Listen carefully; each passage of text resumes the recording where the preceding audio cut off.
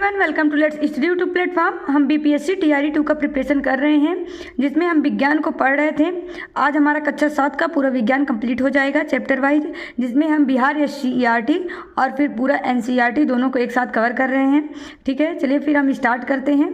जो हमारा चैप्टर बाकी रह गया था उसको आज ये हमारा पूरा कंप्लीट हो जाएगा। ठीक है, इसके पीडीएफ के लिए आप लोग हमारे टेलीग्राम चैनल को ज्वाइन कर सकते हैं, जो डिस्क्रिप्शन बॉक्स में दिया गया है। ठीक है, चलिए फिर हम स्टार्ट करते हैं। हम देख लेते हैं कि हमने कौन कौन सा चैप्टर पढ़ लिया है। पहला चैप्टर था जल और जंगल, दूसरा था जंतुओं में पोषण, तीसरा था ऊष्मा, चौथा था गति एवं समय, पांचवा था पदार्थ में रासायनिक परिवर्तन, छठवां चैप्टर था पौधों में पोषण। आगे हम देख लेते हैं, एक मिनट।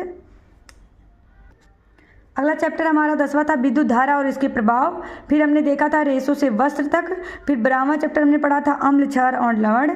आज हमारा 13वां चैप्टर से हमको पढ़ना है मिट्टी। 14वां चैप्टर पढ़ेंगे पौधों में संवहन। 15वें चैप्टर का नाम है जीवों में श्वसन। 16वें चैप्टर का नाम है प्रकाश।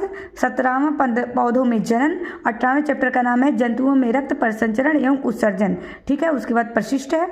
तो आज हमको ये पूरा चैप्टर पूरा कंप्लीट कर देना है। आज ये हमारा पूरा कंप्लीट हो जाएगा। ठीक है, तो चलिए फिर हम स्टार्ट करते हैं। अध्याय 13 मिट्टी। हम देखते हैं मिट्टी का निर्माण पवन, जल और जलवायु क्रिया से चट्टानों में अपक्षय, अपर्दन या फिर टूटने फूटने से मिट्टी का निर्माण होता है। ठीक है, ह्यूमस किसे कहते हैं? मिट्टी में सड़े गले जैव पदार्थ जो मिले होते हैं उसी को ह्यूमस कहा जाता है। ठीक है, मिट्टी की अगर हम परतें देखें तो अब देखिए, चलिए हम मिट्टी की परतों को देख लेते हैं। एक मिनट। देखिए, ये टोटल मिट्टी की 4 परतें पाई जाती हैं। जो सबसे निचला रहता है, इसमें जो आधार तैल होता है बहुत बड़े बड़े होते हैं। फिर उससे बड़े बड़े, उससे थोड़े छोटे साइज के इसके तीसरे परत में होते हैं। दूसरे परत में वो जो पत्थर होते हैं वो थोड़ा और छोटे छोटे होते हैं।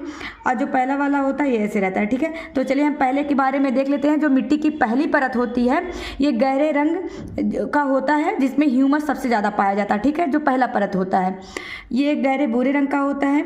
मिट्टी की उर्वर शक्ति इसमें बहुत ज़्यादा होती है, इसको शीर्ष मिट्टी भी कहा जाता है। ठीक है, और जो छोटी पौधों की जड़ें होती हैं इसी में रहती हैं। ठीक है, इतना हमको समझ में आ गया मिट्टी की परतों में। तो पहली परत के बारे में हमने क्या देखा, ये गहरे रंग का होता है, इसमें ह्यूमस बहुत ज़्यादा पाया जाता है और खनिज भी इसमें पाया जाता है। मिट्टी को उर्वर, ये जो मिट्टी रहता है ये बहुत ज़्यादा उर्वर रहता है। शीर्ष मिट्टी, इसको शीर्ष मिट्टी कहा जाता है। छोटी पौधों की जड़ें इसी में रहती हैं। ठीक है, चलिए हम फिर उसके बाद दूसरा देख लेते हैं, दूसरे परत के बारे में। जो दूसरी परत होती है उसके बारे में हम देखते हैं। तो शीर्ष मृदा जो होती है उसके नीचे की परत, इसमें क्या होता है, ह्यूमस कम परंतु खनिज अधिक होता है। ठीक है, तो हमने क्या देखा, ये पहला वाला था। तो पहले वाले से दूसरे वाले में क्या होता है, ह्यूमस कम होता है, लेकिन तो खनिज लवण इसमें क्या होता है, बहुत ज़्यादा होता है। ठीक है, ये कठोर और घनी होती है। ठीक है, और इसको जो दूसरा परत होता है इसको मध्य परत कहा जाता है। ठीक है, हम तीसरे परत के बारे में देखते हैं। दरारों व छोटे चट्टानों के ढालों से ये बना होता है। जो दरार होते हैं वह छोटे चट्टान होते हैं, इनके ढेलों से बना हुआ होता है। ठीक है, थर्ड परत और चौथे परत के बारे में हम देखते हैं। इसको आधार सेल कहा जाता है। ठीक है, ये कठोर होता है तथा इसको खोदना कठिन होता है। ठीक है, तो हमने यहाँ से मिट्टी की परतों के बारे में जान लिया। आप लोग इसको अच्छे से देख लीजिए। चलिए फिर हम आगे देखते हैं। यहाँ से फिर हम देखते हैं मिट्टी के प्रकार। चट्टान के कणों के आधार पर, जो हमारा एससीईआरटी पुस्तक दिया गया है उसमें दिया गया है चट्टान के कणों के आधार पर मिट्टी के प्रकार। तो पहला है बलुई मिट्टी, दूसरा है चिकनी मिट्टी, तीसरा है दोमट मिट्टी। ठीक है, तो हम बलुई मिट्टी के बारे में देखते हैं। इसमें बड़े कणों का अनुपात ज़्यादा होता है, इसमें जो कण होते हैं वो बड़े होते हैं, इसलिए इनके बीच रिक्त स्थान अधिक होता है। ठीक है, इस स्थान में अवायु भरे होते हैं और जल निकासी इसमें से तेजी से होता है। ठीक है, क्योंकि क्या होता है कि जो बलुई मिट्टी होती है इसके कण आपस में ये बड़े बड़े होते हैं। ठीक है, तो ये आपस में एकदम अच्छे से जुट नहीं पाते हैं, तो इसी वजह से इनके बीच क्या होता है, वायु भरा रहता है और जल निकासी भी इनके बीच में क्या हो जाता है, तेजी से होता है। ठीक है, अतः बलुई मिट्टी जो होती है वह हल्की होती है और शुष्क होती है। ठीक है, बलुई मिट्टी के बारे में हम लोग जान लीजिए। चलिए हम चिकनी मिट्टी के बारे में जान लेते हैं। इस मिट्टी में सूक्ष्म कणों का अनुपात ज़्यादा होता है, अर्थात इसके जो कण होते हैं ये सूक्ष्म होते हैं और इसमें नमी क्या होता है, ज़्यादा देर तक बनी रहती है। ठीक है, खिलौना, बर्तन आदि बनाने के काम में आता है चिकनी मिट्टी। ठीक है, चलिए फिर हम आगे देखते हैं। यहाँ से फिर हम दोमट मिट्टी किसे कहते हैं उसे देखते हैं। इसमें छोटे कण और बड़े कण का अनुपात लगभग समान होता है, ठीक है, दोमट मिट्टी में। इसमें ह्यूमस अच्छी होती है तथा लेकिन तो क्या होता है, चिकनी मिट्टी से थोड़ा कम होता है, ठीक है। मिट्टी के पानी अवशोषण की क्षमता अगर हम देख लेते हैं, हमारा अगला टॉपिक है मिट्टी के पानी अवशोषण की क्षमता किसमें कितना होती है। तो चलिए देखते हैं। मिट्टी की जल धारण की क्षमता अलग अलग होती है, ठीक है। अलग अलग मिट्टी में जल धारण की क्षमता अलग अलग होती है। चिकनी मिट्टी की जल धारण क्षमता सबसे अधिक होती है। तो एग्जाम में बहुत बार बना हुआ क्वेश्चन है कि किसमें जल धारण क्षमता सबसे अधिक होती है। तो चिकनी मिट्टी में जल धारण की क्षमता सबसे अधिक होती है, ठीक है। मिट्टी के और भी प्रकार हैं, लेकिन तो जो ये हमारा क्लास 7th का जो हम पढ़ रहे हैं इसमें हमारा केवल 3 ही प्रकार दिया गया है। तो अभी हम केवल 3 प्रकार पढ़ेंगे, ठीक है। चलिए, और आगे की कक्षा का जब हम पढ़ेंगे तो उसमें जो दिया रहेगा उसको हम देखेंगे। चलिए फिर हम आगे देखते हैं। मिट्टी द्वारा जल अवशोषित या फिर अंतःस्रवण हम देख लेते हैं, ठीक है, कि मिट्टी द्वारा कितना जल अवशोषण कितने समय में किया जाता है या फिर उसका अंतःस्रवण का दर अगर एग्जाम में पूछ ले तो इसका फार्मूला आप लोग देख लीजिए कि मिट्टी द्वारा जल अवशोषित दर कितना होता है। तो जल की मात्रा बटे अंतःस्रवण की अवधि, ठीक है। जल की मात्रा मिलीलीटर में हम देखते हैं और अंतःस्रवण की अवधि जो होती है उसको हम मिनट में देखते हैं, ठीक है। अगर मान लीजिए जैसे कोई क्वेश्चन एग्जाम में आ गया, किसी मिट्टी में 500 ml जल के अंतःस्रवण में, अर्थात कोई मिट्टी है उसमें अगर हमको 500 ml जल हम अगर उसमें डालते हैं तो 500 ml जल को अवशोषित करने में 25 मिनट का टाइम लग रहा है, ठीक है। तो उसका अंतःस्रवण दर या फिर अवशोषित करने का दर उसका कितना है, तो इसमें हम 500 में 25 से भाग दे देंगे, ठीक है। ये जो देखे 500 है इसमें से हम 25 से भाग दे देते हैं तो हमको कितना आ जाएगा 20 ml पर मिनट, ठीक है। ये इसका अंतःस्रवण का दर हो गया, ठीक है। तो ये याद रखे रहेगा, एग्जाम में पूछ सकता है। चलिए फिर हम आगे देखते हैं। चिकनी और दोमट मिट्टी जो होती है इसमें जल धारण क्षमता अधिक होती है, ठीक है। तो यहाँ से हमको क्या समझ में आया, जो चिकनी और दोमट मिट्टी होती है इसमें जल धारण क्षमता अधिक होती है। तो इसमें कौन से उगते हैं, गेहूँ, मक्का, धान, चना इत्यादि इसमें उगते हैं, ठीक है। चलिए आगे देखते हैं, ठीक है। अगर हम फिर दोमट मिट्टी में देखें, दोमट और बलुई मिट्टी में अरहर, मसूर, अन्य दाल जो भी होता है वो सब दोमट और बालू वाली मिट्टी में होते हैं और आलू भी क्या इसी दोमट और बलुई मिट्टी में होता है, ठीक है। पेड़ पौधे मृदा अपरदन को रोकते हैं। तो यहाँ से हमको क्या समझ में आया, अगर हम देखें कि कौन सा उपज कहाँ पे होता है तो चिकनी और दोमट मिट्टी गेहूँ, मक्का, धान इस सब में होता है, ठीक है। दोमट और बलुई मिट्टी में अरहर, मसूर और जो भी अन्य दालें होती हैं ये दोमट और बलुई मिट्टी में उत्पन्न होती हैं और ठीक है आलू भी, और पेड़ पौधे मृदा अपरदन को रोकते हैं, ठीक है। चलिए फिर ये हमारा चैप्टर खत्म हो गया। इसके बाद हम अगला चैप्टर देखते हैं। हमारा अगला चैप्टर है अध्याय 14 जिसको कहते हैं पौधों में संवहन ऊतक, ठीक है। संवहन किसको कहा जाता है इसको देख लेते हैं। पौधों में जल, खनिज लवण एवं भोजन का पौधों के विभिन्न भाग तक पहुंचाना ही क्या कहलाता है, संवहन कहलाता है, ठीक है। जैसे मान लीजिए कोई पौधा है उसमें उसके जल, खनिज लवण एवं भोजन को उसी पौधे के विभिन्न अंगों तक पहुँचाना ही क्या कहलाता है, संवहन कहलाता है, ठीक है। फिर हम देख लेते हैं मूल रोम। पौधों के जड़ों में धागे जैसी संरचनाएं पाई जाती हैं जिसे मूल रोम कहा जाता है, ठीक है। यह मृदा से जल और खनिज लवण का अवशोषण करती हैं तथा जल को पत्तियों तक पहुंचाती हैं, ठीक है। यहाँ से हमको क्या समझ में आया, मूल रोम ये पौधों के जड़ों में पाए जाते हैं, धागे जैसी इनकी संरचना होती है, ठीक है। ये मृदा से क्या करते हैं, जल और खनिज लवण का अवशोषण करते हैं तथा ये जो पेड़ होता है इसके अन्य भागों तक पहुँचाते हैं, ठीक है। चलिए फिर हम देख लेते हैं पौधों में संवहन ऊतक, ठीक है। पौधों में 2 प्रकार के संवहन ऊतक पाए जाते हैं, जाइलम और फ्लोएम, ठीक है। हम जाइलम में देखते हैं तो जाइलम जो होता है जल और खनिज लवण का संवहन करता है, फ्लोएम जो होता है भोजन का संवहन करता है, ठीक है। तो जाइलम जल और खनिज लवण का संवहन, तो जैसे जाइलम और जैसे जल, तो इसको याद करने का यही ट्रिक है क्योंकि एग्जाम में ही बहुत कन्फ्यूजिंग हो जाता है, ठीक है। तो जाइलम जल और खनिज लवण का संवहन, फ्लोएम भोजन का संवहन, ठीक है। चलिए फिर हम देखते हैं वाष्पोत्सर्जन क्या होता है। पौधों में जल जलवाष्प के रूप में जब निकलता है तो उसी को वाष्पोत्सर्जन कहलाता है, ठीक है। वाष्पोत्सर्जन जैसे मान लीजिए कोई पौधा है तो पौधों में जो जल होता है वो जलवाष्प के रूप में निकलने लगता है तो उसी को वाष्पोत्सर्जन कहा जाता है। वाष्पोत्सर्जन जो होता है पत्तियों के रंध्रों के द्वारा होता है, ठीक है। जो पत्तियाँ होती हैं उसमें रंध्र पाए जाते हैं। हम जब कक्षा 6 का पढ़ रहे थे तो उसमें हमने बताया था कि पत्तियों के बीच में रंध्र पाए जाते हैं छोटे छोटे, उसी से क्या होता है वाष्पोत्सर्जन की प्रक्रिया होती है, ठीक है। वाष्पोत्सर्जन को प्रभावित करने वाले कारक हम देख लेते हैं। ठीक है। तो वाष्पोत्सर्जन को प्रभावित करने वाले कारक सूर्य, तापमान, आर्द्रता, हवा। ठीक है। तो सूर्य क्या होता है, दिन में वाष्पोत्सर्जन की दर बढ़ जाती है, क्योंकि दिन में क्या होता है, सूर्य रहता है, तो दिन में वाष्पोत्सर्जन की दर बढ़ जाती है और रात में ये घट जाता है। ठीक है। तापमान बढ़ने से यह बढ़ जाता है और अगर तापमान कम होता है तो ये घट जाता है। ठीक है। आर्द्रता बढ़ने से ये वाष्पोत्सर्जन जो होता है वह घट जाता है।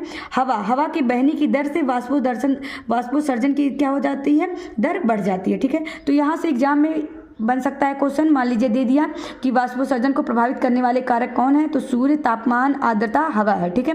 एग्जाम में ऐसे क्वेश्चन बन सकता है कि अगर आर्द्रता बढ़ जाती है तो वाष्पोत्सर्जन का दर क्या होगा, बढ़ेगा, घटेगा, कि नहीं बढ़ेगा, नहीं घटेगा। ठीक है। तो क्या होगा, अगर आर्द्रता बढ़ेगी तो ये क्या हो जाएगा, तो वाष्पोत्सर्जन की दर घट जाएगी। ठीक है। तापमान बढ़ेगा तो बढ़ जाएगा। सूर्य, दिन में क्या होता है, वाष्पोत्सर्जन की दर बढ़ जाती है, रात में यह कम हो जाता है। अगर हवा तेज बहने लग रही है तो वाष्पोत्सर्जन की दर भी बढ़ जाएगी। ठीक है। यहाँ से हमारा ये चैप्टर खत्म होता है। फिर हमारा अगला चैप्टर है अध्याय 15 जीवों में श्वसन, और एनसीईआरटी में जो दिया गया है चैप्टर नंबर 10 पे दिया गया है। ठीक है। चलिए फिर हम देखते हैं इसको। अंतःश्वसन किसको कहा जाता है, ऑक्सीजन युक्त हवा शरीर के अंदर ले जाने की क्रिया अंतःश्वसन कहलाता है। ठीक है। अंतःश्वसन, अगर हम ऑक्सीजन युक्त हवा को शरीर के अंदर ले जा रहे हैं तो उसको अंतःश्वसन कहलाएगा। चलिए यहाँ से देख लेते हैं, प्रकाश संश्लेषण क्रिया के फलस्वरूप जो ऑक्सीजन मुक्त होता है उसका उपयोग सभी जीव करते हैं। ठीक है। उच्छ्वसन किसे कहा जाता है, देखिए अंतःश्वसन और उच्छ्वसन, इसको देख लेते हैं।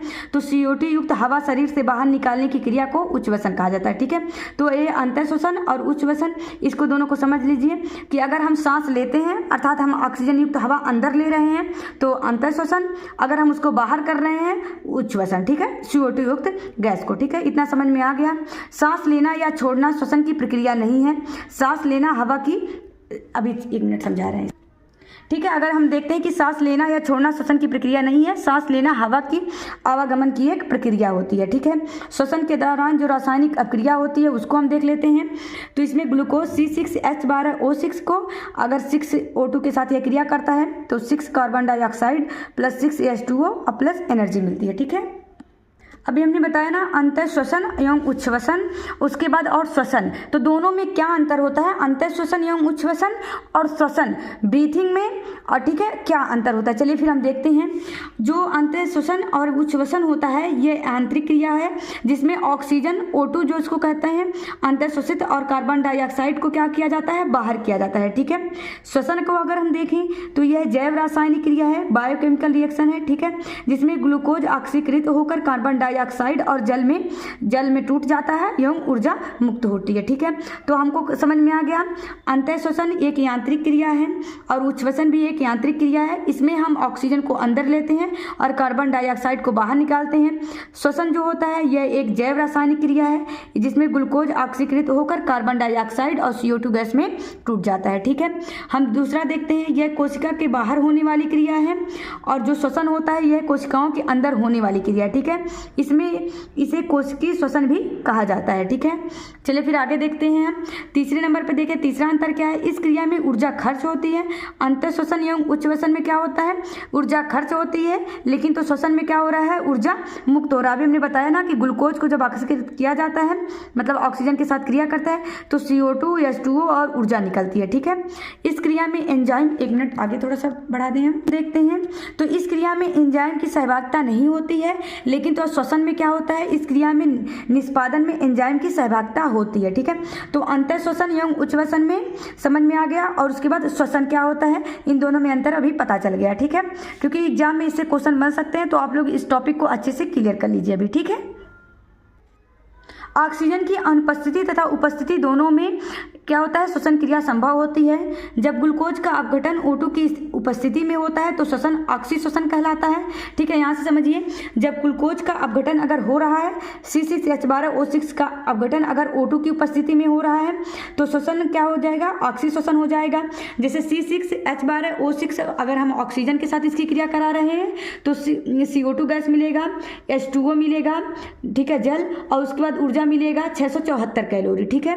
ये उच्च वर्ग के पौधों तथा जंतुओं में ऑक्सीश्वसन होता है, ठीक है। C6H12O6, यहाँ पे 6CO2, यहाँ पे 6CO2 प्राप्त होगा, ठीक है। तो ये उच्च वर्ग के पौधे तथा जंतुओं में होता है। तो एग्जाम में ऐसे पूछ सकता है कि जो ऑक्सीश्वसन किसमें होता है, तो उच्च वर्ग के जो पौधे होते हैं तो जो जंतुएं होते हैं उसमें क्या ऑक्सीश्वसन होता है, ठीक है। और ऑक्सीश्वसन किसे कहा जाता है, जब ग्लूकोज का अपघटन O2 की उपस्थिति में होता है, ठीक है।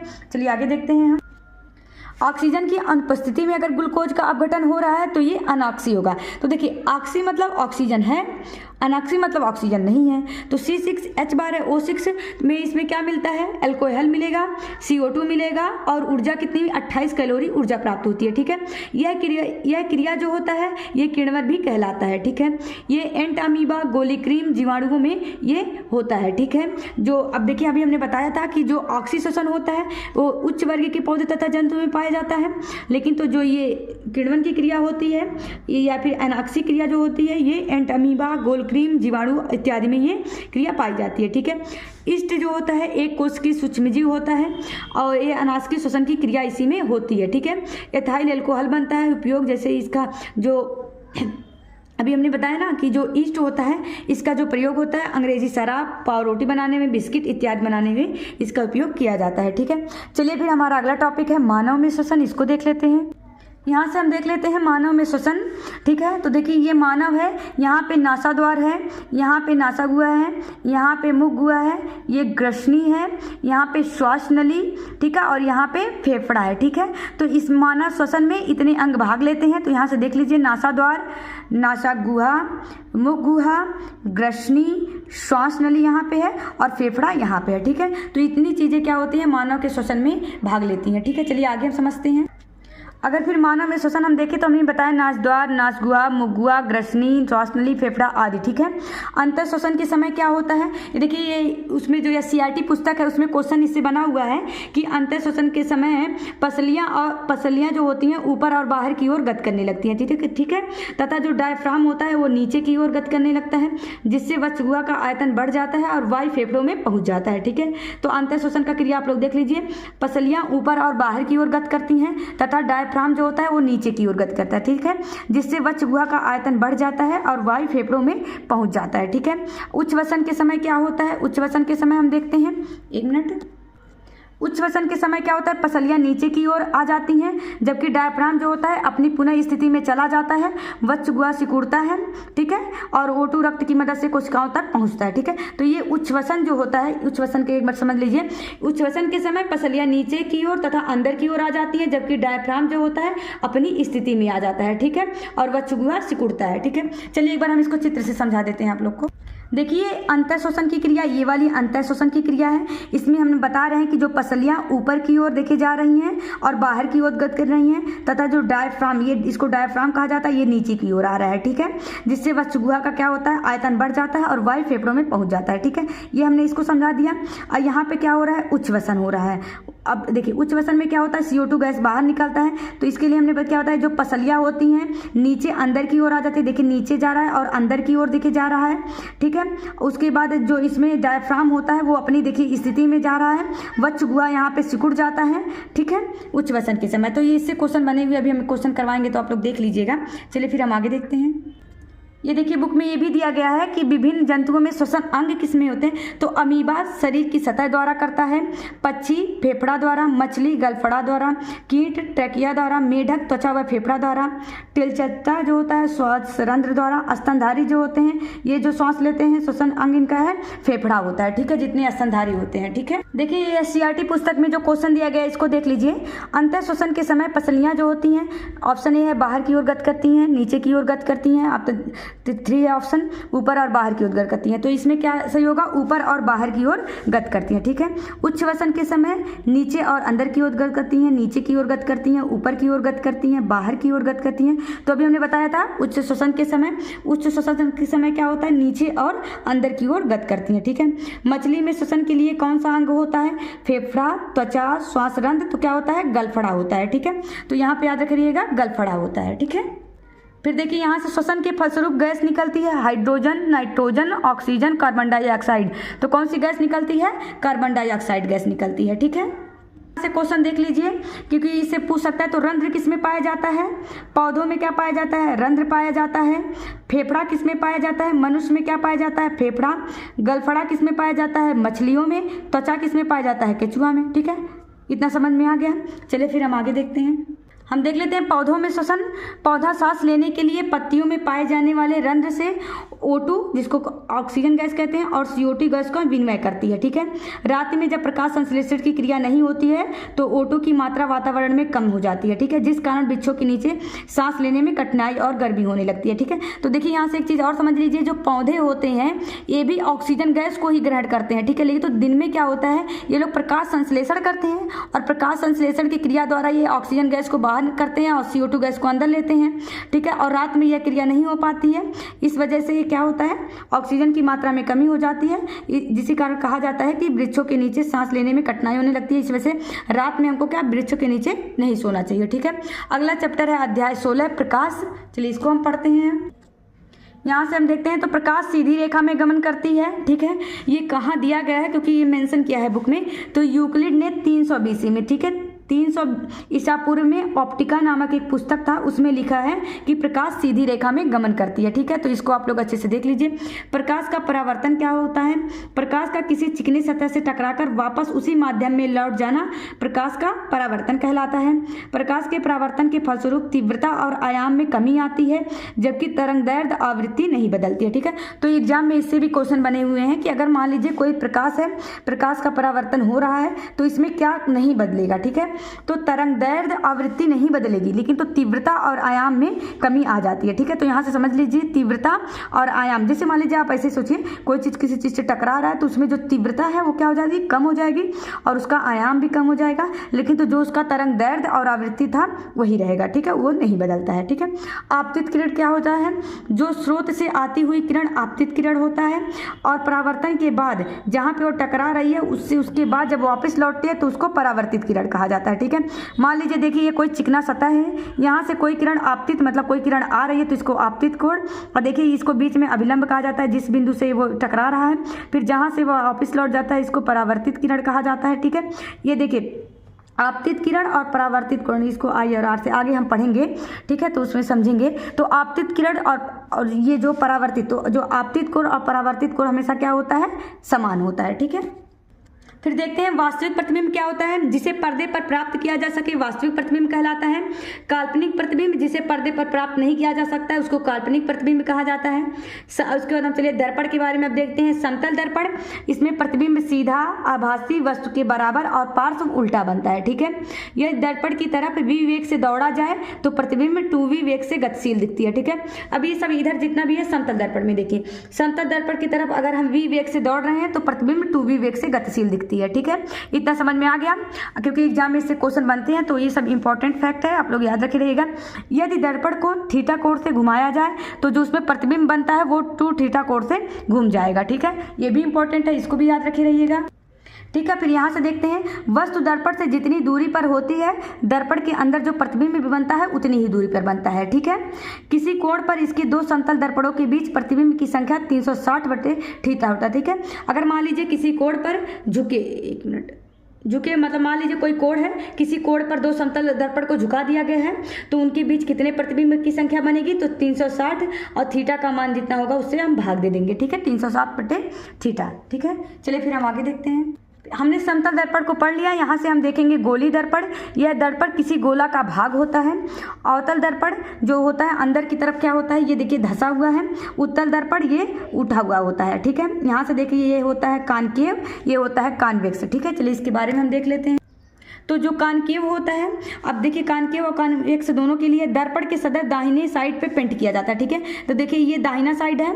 ठीक है, राइट साइड पे ही हमेशा क्या किया जाएगा, पेंट किया जाएगा। देखिए इसके भी दाहिने साइड पे पेंट किया गया, इसके भी दाहिने साइड पे पेंट किया गया। ठीक है, प्रकाश सदैव लेफ्ट साइड से आता है। अब यहाँ से देखिए अगर हम देखें तो प्रकाश हमेशा इसी साइड से प्रकाश डाला जाएगा।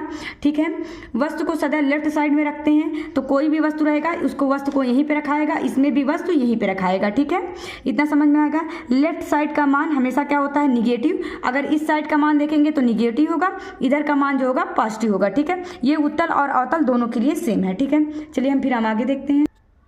अवतल दर्पण में देखेंगे तो प्रतिबिंब वस्तु से बड़ा, छोटा व समान तीनों हो सकता है, वास्तविक तथा उल्टा होता है। ठीक है। उत्तल दर्पण में अगर हम देखें वस्तु से छोटा बनेगा हमेशा, आभासी बनेगा और हमेशा सीधा बनेगा। ठीक है, तो ये यहाँ से याद रखे रहेगा। लेंस का हम देख लें, इसका उपयोग चश्मा, दूरबीन, कैमरा आदि में किया जाता है। देखिए ये है अवतल लेंस, ये है उत्तल लेंस। ठीक है, अवतल लेंस जो होता है वो बीच में धंसा हुआ होता है और उत्तल लेंस क्या होता है, बीच में उभरा हुआ होता है। ठीक है, और इस जो अवतल लेंस होता है उसमें प्रतिबिंब हमेशा सीधा बनता है और उत्तल लेंस में वास्तविक तथा उल्टा बनता है। ठीक है, और ये जो इसमें जो ये अवतल लेंस है इसमें आभासी तथा वस्तु से छोटा बनता है। ठीक है, यहाँ से फिर देखते हैं सूर्य का प्रकाश विभिन्न रंगों का मिश्रण होता है। इंद्रधनुष जो बनता है सूर्य के विपरीत दिशा में बनता है। ठीक है, मतलब जिस तरफ ये बनेगा इंद्रधनुष उसके विपरीत में सूर्य रहेगा। ठीक है, और जो सफ़ेद रंग होता है ये 7 रंगों से मिलकर बना होता है। देखिए मतलब इसमें और भी टॉपिक हैं, लेकिन तो जैसे जो हमारा ये 7th का है इसमें इतनी ही चीज़ें को मेंशन किया गया था, तो इतना हम पढ़ा दिए। बाकी का हम 8 में देखेंगे, अगर उसमें रहेगा तो हम उसको भी पढ़ा देंगे। ठीक है, चलिए फिर हम आगे देखते हैं। अगला चैप्टर है हमारा अध्याय 17, जिसमें है पौधों में प्रजनन। ठीक है, चलिए फिर हम देखते हैं। सभी जीव अपनी जात की निरंतरता बनाए रखने के लिए जनन करते हैं। ठीक है, प्रजनन करते हैं। ठीक है, पौधों में जनन 2 प्रकार से होते हैं, अलैंगिक तथा लैंगिक। ठीक है, अलैंगिक जनन में जनन अंग भाग नहीं लेते हैं। जो पौधों का जनन भाग होता है, जड़, तना, पत्ती, कली, बीज इत्यादि क्या होते हैं, पौधों के जनन भाग होते हैं। ठीक है, जड़, तना, पत्ती, कली के द्वारा नए पौधों का जन्म होता है। अलैंगिक जन्म देखते हैं। अगर अलैंगिक जनन क्या होता है, पौधे बिना बीज के ही नए पौधे उत्पन्न करते हैं, उसी को क्या कहा जाता है, अलैंगिक जनन कहा जाता है। अलैंगिक जनन में देखें पौधे बिना बीज के नए पौधे उत्पन्न करते हैं, उनको अलैंगिक जनन कहा जाता है। जैसे कायिक प्रवर्धन एक प्रकार का अलैंगिक जनन है। ठीक है, तो एग्जाम में से दे देगा कि कायिक प्रवर्धन कैसा जनन है, तो यह एक प्रकार का अलैंगिक जनन है जिसमें पौधों के जनन भाग जड़, तना, पत्तियां, कलियां जैसे कायिक भाग होते हैं। ठीक है, अलैंगिक जनन को कायिक प्रवर्धन भी कहा जाता है, जैसे आलू, गन्ना, हल्दी, अदरक इत्यादि। ठीक है, ये सब अलैंगिक जनन के एक पार्ट होते हैं। ठीक है, तो अगर हम पूछें कि एग्जाम में ऐसे आ जाए कि आलू, गन्ना, हल्दी, अदरक ये सब कैसे जनक है, तो ये कायिक प्रवर्धन द्वारा होते हैं, इनको अलैंगिक जनन कहा जाता है। ठीक है, मुकुलन ये अलैंगिक जनन का ही एक भाग है, ईस्ट और हाइड्रा में होता है।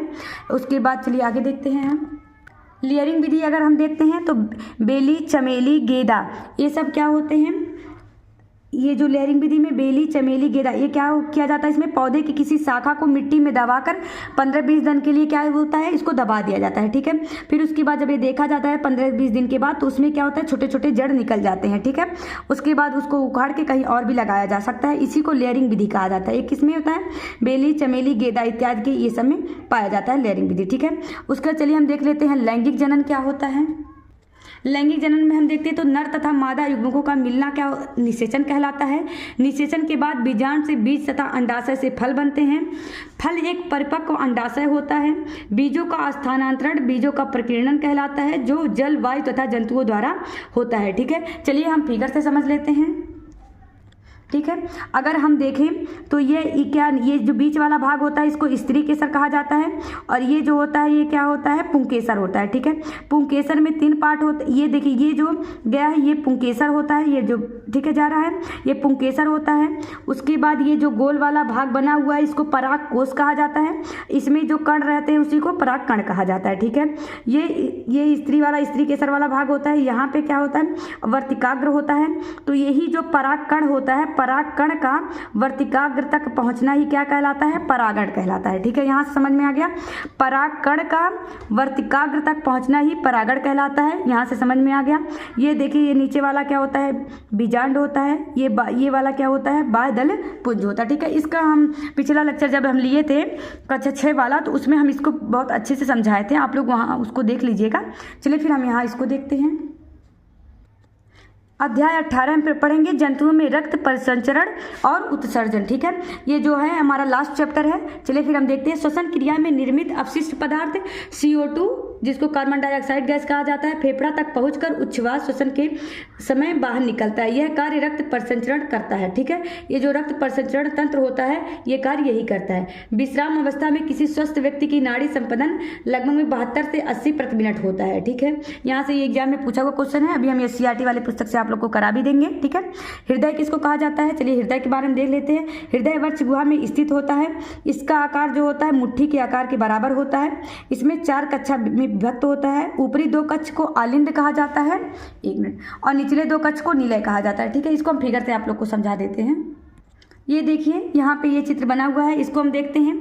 तो देखिए यहाँ पे दायां आलिंद है और इधर क्या है, बायां आलिंद है। ये ऊपर वाला दायां आलिंद, ये बायां आलिंद, नीचे वाला दायां निलय और ये नीचे वाला क्या है, बायां निलय। तो यहाँ से हमको समझ में आया दायां आलिंद बायां आलिंद, ऊपर वाला जो होता है दोनों दायां आलिंद और बायां आलिंद होता है, नीचे वाला जो पार्ट होता है वो दायां निलय और बायां निलय होता है। ठीक है, इसको देखिए ये जो है इसको महाधमनी कहा जाता है और ये वाला क्या है, फुसफुस धमनी है। ठीक है, और ये क्या है, ये वाला जो पार्ट है ये महाशिरा है। ठीक है, ये और ये जो इधर से गया है ये फुसफुस शिरा है। ठीक है, इसको आप लोग अच्छे से फिगर से देख सकते हैं। चलिए फिर हम इसको समझा देते हैं कि इसकी क्रियाएं कैसे होती हैं। आप लोग यहाँ से फिगर से समझ लिए होंगे। ठीक है, चलिए हम फिर देखते हैं रक्त वाहिनियाँ क्या होती हैं। रक्त वाहिनियों के बारे में देखते हैं। तो रक्त को शरीर में एक स्थान से दूसरे स्थान तक ले जाने में जब हम सांस लेते हैं तो क्या होता है, ऑक्सीजन फेफड़ों में जाता है। ठीक है, और रक्त इस O2 का परिवहन शरीर के अन्य भागों में करता है। यहाँ से समझ में आया क्या, रक्त को शरीर में एक स्थान से दूसरे स्थान तक ले जाने के लिए जब हम सांस लेते हैं तो क्या होता है, ऑक्सीजन फेफड़ों में हमारे जाता है। ठीक है, और रक्त इस ऑक्सीजन का परिवहन शरीर के अन्य भागों में करता है। ठीक है, इतना समझ में आ गया। रक्त कोशिकाओं से CO2 सहित अन्य अपशिष्ट पदार्थ को लेकर वापस हृदय में आता है, जहां से क्या होता है, फेफड़ों में चला जाता है। ठीक है, और CO2 बाहर निकल जाता है। यहाँ से हमको ये समझ में आ गया। हमारे शरीर में 2 प्रकार की वाहिनियाँ पाई जाती हैं। चलिए हम ये 2 प्रकार की वाहिनियों को पढ़ लेते हैं। ये 2 प्रकार की वाहिनियाँ जो होती हैं, धमनी और शिरा होता है। ठीक है, तो धमनी क्या करता है, ये ऑक्सीजन युक्त रक्त को, जिसमें रक्त मिला, मतलब जिस रक्त में ऑक्सीजन मिला होता है उसी को शुद्ध रक्त कहा जाता है। ठीक है, यहाँ से एक चीज़ और समझ लीजिए, अगर रक्त में ऑक्सीजन मिला है तो उसको शुद्ध रक्त कहा जाएगा, और यदि उसमें क्या मिला है, CO2 मिला है तो उसको अशुद्ध रक्त कहा जाता है। ठीक है, तो धमनी क्या करता है, ये शुद्ध रक्त को लेकर, मतलब जिसमें ऑक्सीजन मिला होता है, ये हृदय से किसके तरफ जाता है, शरीर के भागों तक जाता है। ठीक है, अब यहाँ से देखते हैं जो धमनी होता है इसकी दीवार मोटी व लचीली होती है। ठीक है, फिर सिराएं क्या करते हैं, फिर सिराएं CO2 से समृद्ध गैस मतलब लेते हैं रक्त, जिसमें क्या, अब इसको समझ लीजिए, इसको अशुद्ध रक्त कहा जाता है क्योंकि रक्त के साथ इसमें CO2 मिश्रित हो जाता है। ठीक है, यह क्या करता है, शरीर से हृदय की तरफ लेकर आता है, तथा इसकी सिराएं कैसी होती हैं, जो सिराएं होती हैं वो कैसी होती हैं, पतली होती है, इसकी दीवार पतली होती है। ठीक है, तो यहाँ से हम अगर ऐसे समझें तो धमनी से अगर हम पढ़ें तो यहाँ से क्या होगा, ये शुद्ध रक्त को लेकर हृदय से शरीर की तरफ जाती है। फिर ये क्या करता है, जो सिराएं होती हैं वहां से शरीर से अशुद्ध रक्त को लेकर फिर ये किस में चला आता है, हृदय में चला आता है। यही पूरा क्या कहलाता है, रक्त प्रसंचरण तंत्र कहलाता है। ठीक है, चलिए हम इसको फिगर से समझा देते हैं। यहाँ देखिए, हम फिगर से अगर देखें तो देखिए ये दिख रहा है, देखिए ये जो रेड वाला है ये क्या है, धमनी है, और ये जो नीला वाला दिख रहा है ये क्या है, सिरा है। ठीक है, और देखिए यहाँ पे क्या है, ये हृदय बना हुआ है। ठीक है, तो देखिए यहाँ से क्या कर रही है, धमनी जो है और सिरा। अभी हमने इनके सब के बारे में बताया कि जो धमनी होती है यह शुद्ध रक्त, ये जो लाल वाला दिख रहा है, यह शुद्ध रक्त को किस में लेकर जाती है, शरीर के अन्य भागों तक ये पहुँचाती है। फिर जब ये पहुँच जाता है उसके बाद सिराएँ क्या करती हैं, जो अशुद्ध रक्त होता है उसको हृदय तक पहुँचाती हैं। ठीक है, यहाँ से हमको समझ में आ गया कि ये जो धमनी शुद्ध रक्त को पूरे बॉडी तक पहुंचाएगी, उसके बाद ये जो सिरा होगा ये अशुद्ध रक्त को फिर हृदय तक पहुंचा देता है। ठीक है, यहाँ से एक चीज़ और इम्पॉर्टेंट है, देख लीजिए, जो फुसफुस धमनी होता है यह CO2 युक्त रक्त को अर्थात अशुद्ध रक्त को फेफड़ों तक ले जाती है। ठीक है, हृदय स्पंदन क्या कहलाता है, धड़कन, जिसको कहा जाता है हृदय मांसपेशियों का लयबद्ध सिकुड़ना और फैलना हृदय स्पंदन कहलाता है। ठीक है, रक्त प्रसंचरण तंत्र की खोज विलियम हार्वे ने किया था। ठीक है, कब किया था इन्होंने, 1578 से 1657 के बीच में, इनका 1578 में जन्म हुआ था, 1657 के बीच में। ठीक है, तथा निधन इनका कब हुआ था, 1657 में इनका निधन हो गया था। ठीक है, और ये रक्त प्रसंचरण तंत्र की खोज विलियम हार्वे ने किया था। तो एग्जाम में ये पूछ सकता है कि रक्त प्रसंचरण तंत्र की खोज किसने किया था, तो विलियम हार्वे ने किया था। ठीक है, सभी जानवरों में रक्त नहीं पाया जाता है, जैसे स्पंज और हाइड्रा। ठीक है, चलिए फिर हमारा अगला टॉपिक है जंतुओं में उत्सर्जन, इसको देख लेते हैं। जंतुओं में उत्सर्जन देखें तो उत्सर्जन अंग फेफड़ा, यकृत, गुर्दा, मूत्रनली, त्वचा इत्यादि ये सब क्या कहलाते हैं, ये सब उत्सर्जन अंग होते हैं। ठीक है, एक मिनट, ठीक है। मनुष्य में श्वसन के दौरान अपशिष्ट पदार्थ CO2 कार्बन डाइऑक्साइड गैस निकलता है। गुर्दा अगर हम देखते हैं रक्त को छानकर यूरिया तथा नाइट्रोजन युक्त विषैला पदार्थ का उत्सर्जन करता है। इसकी गुर्दा की आकृति सेम के बीज की जैसी होती है। यह प्रतिदिन 1100 से 2000 लीटर लगभग 500 गैलन रक्त छानता है। ठीक है। मनुष्य में रक्त 5 से 6 लीटर पाया जाता है। मूत्र में देखें तो 95% जल और 2.5% यूरिया तथा 2.5% अन्य पदार्थ पाए जाते हैं। ठीक है। त्वचा की जो निचली परत होती है उसमें श्वेत ग्रंथियां पाई जाती हैं जिससे हमें पसीना निकलता है। ठीक है। यहाँ पे हमारा पूरा चैप्टर खत्म होता है कक्षा 7 का। अब हम अगला चैप्टर पढ़ेंगे कक्षा 8 का, उसमें हम पूरा कंप्लीट करेंगे। तो आप लोग इसको तैयार करिए। ओके।